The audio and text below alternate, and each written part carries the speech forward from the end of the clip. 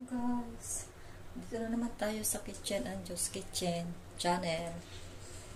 Magpe-prepare tayo ng pang lunch namin ni Madam at saka yung bata. Pag sinundo namin, tinitirahan namin ng konting pagkain niya pag galing sa school. Alas 3 ko siya sunduin. Pero before that, alas 3 sila lumalabas.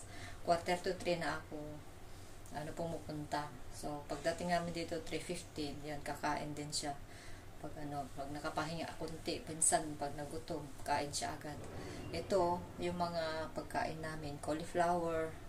Yan, sabi ni Amo, bahala daw akong mag-decide. Nangitim-ngiti, paborito ko pa naman to. Guys, paborito ko tong cauliflower, nangitim-ngitim. Hindi pa namin niluto. First time lang sila nagbili ng puro na lang broccoli yung inuulam namin. Ayun. Paborito ko to. Ayan. Nagtatrabaho siya. Kaya mahina lang yung boses ko. Baka marinig ako.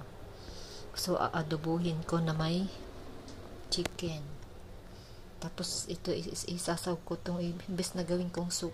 Kasi konti lang yung pipino. Isabay ko na dito. Saka ito, green beans. Ito yung adobo.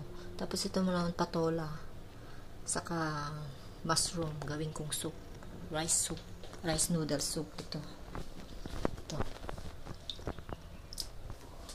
Tapos ito naman yung salad. Tapos may ito. Kasi Huwebes na ngayon, magbibili naman sila ng panibagong gulay pag sa Sunday. Kaya pinapaubos niya yung mga tira-tira, yung mga lalo na yung mabilis masira, yung mga dahon. Ito, nagsalad naman ako kagabi. Ito yung pangrekado ko. So, wala akong sahog dyan. So, gagamit na lang tayo ng ganito yung cubes nila.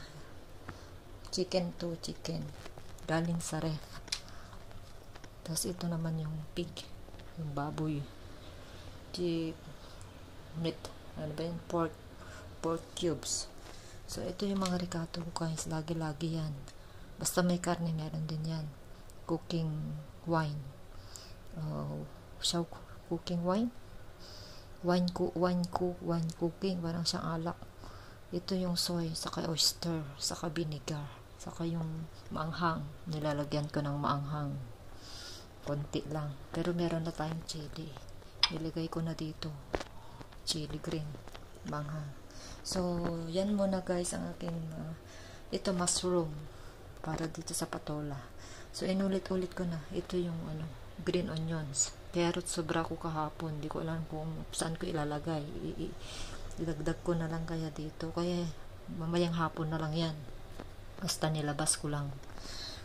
Sobra ko kasi. Napadami ko kahapon. Ito yung sibuyas ko. Ito naman yung garlic.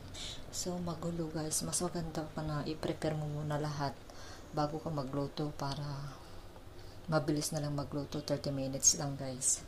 So naka-prepare na naman ako guys. Magluluto na naman tayo ng lunch. So, bye-bye na muna guys. Bye.